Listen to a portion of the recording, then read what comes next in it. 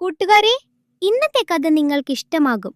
എന്തെന്നോ, ഇതൊരു ആമയും മുയലും കഥയാണ്. എന്നാൽ ഈ കഥക്കൊരു പ്രത്യേകത ഉണ്ട്.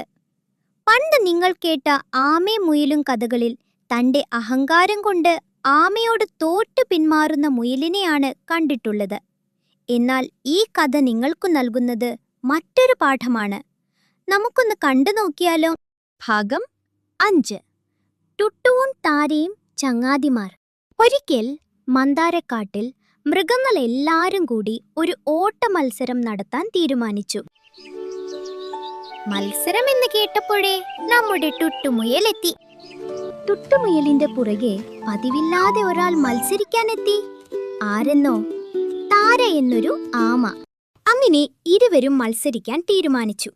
എല്ലാരും സന്തോഷിച്ചു. ടുട്ടു പറഞ്ഞു, ഞാൻ ഈ മത്സരം ജയിക്കുമല്ലോ.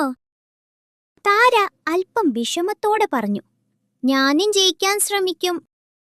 ടുട്ടു പറഞ്ഞു, നിന്നെക്കൊണ്ട് പറ്റും താരേ. അങ്ങനെ മത്സരം തുടങ്ങി. നല്ല ഓട്ടക്കാരനായ ടുട്ടു വേഗത്തിൽ ഓടി. പാവം താര പതിയെ ഇഴഞ്ഞിഴഞ്ഞു നീങ്ങി. ടുട്ടു വീണ്ടും വേഗത്തിലോടി. ഓടി നല്ല ദൂരത്തെത്തി. കുറെ ദൂരം എത്തിയപ്പോൾ ടുട്ടു തിരിഞ്ഞു നോക്കുമ്പോൾ താരയെ കാണുന്നില്ല. പാവം താര പകുതി ദൂരം പോലും എത്തിയിട്ടില്ല. അപ്പോഴാണ് ടുട്ടു താര പറഞ്ഞതോർത്തത്. ഞാനും ജയിക്കാൻ ശ്രമിക്കും. താരയുടെ ആ വാക്കുകൾ ഓർത്തപ്പോൾ ടുട്ടുവിന് പിന്നെ ഓടാൻ തോന്നിയില്ല.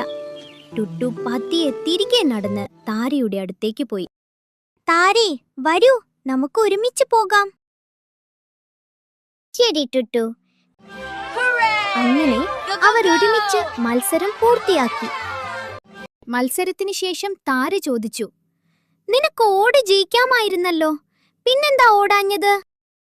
താരേ, മത്സരത്തേക്കാൾ എനിക്ക് നമ്മുടെ സൗഹൃദമാണ് വലുത്. ഗുണപാഠം: മറ്റുള്ളവരെ സഹായിക്കുന്നതാണ് ഏറ്റവും മഹത്തായ കാര്യം.